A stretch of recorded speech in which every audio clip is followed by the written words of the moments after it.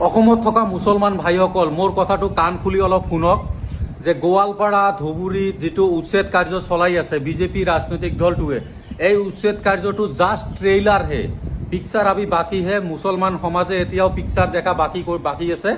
picture দেখিবলৈ যদি নাচায় তেনেহ'লে আগন্তুক 26ৰ নিৰ্বাচনত আমি বিজেপিক ইয়াৰ পৰা খেদাব লাগিব আৰু যিসকল মুছলমানে বিজেপিত ভোট দি আছে বা বিজেপিৰ গুণগান কৈ আছে সেইবিলাকক ঠিক কৰিব লাগিব 1 নম্বৰ 2 নম্বৰ ৰকিবুল হুছেইন কি কৰি আছে ধুবুৰীত এই ৰকিবুল হুছেইনৰ কাৰণে ইমান দিনেতো কি উচ্ছেদ কাৰ্য তাত হোৱা নাই উচ্ছেদ না আছিলে 5 বছৰ আগত বিজেপিও আছিলে তেতিয়াতো কি ৰকিবুল হুছেইন তাতে না আছিলে তেতিয়া কিয় উচ্ছেদ হোৱা নাছিলে এতিয়া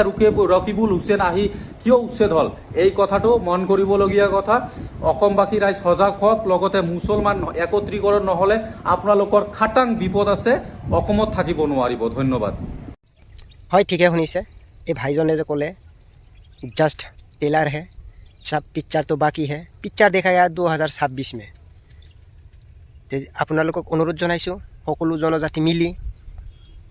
কিবা কৰিব লাগিব নহলে 26ত আৰু বেয়া আছে কাৰণ এইটো সমস্যা আমাক নেলাগে যদি এইটো সমস্যা থাকি যায় অসমখন কেতিয়াও উন্নত নহয়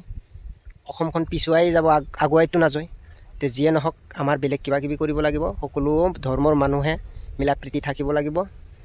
বহুত জনজাতি আছে বহুত মানুহৰ ঘৰ দুৱাৰ উচ্ছেদ কৰিছে আপোনালোকে তো শুনিয়ে আছে কিন্তু এনেকুৱা আমাক নেলাগে সেই কাৰণে আপোনালোকে বেলেগ কিবা কিবি কৰিব আৰু এই ভাইজনে যে কৈছে এই ভাইজনক সেলেক্ট জনাব লাগে বেলেগ সম্প্ৰদায়ৰ মানুহ হয় মুছলিম সম্প্ৰদায়ৰ মানুহবিলাকক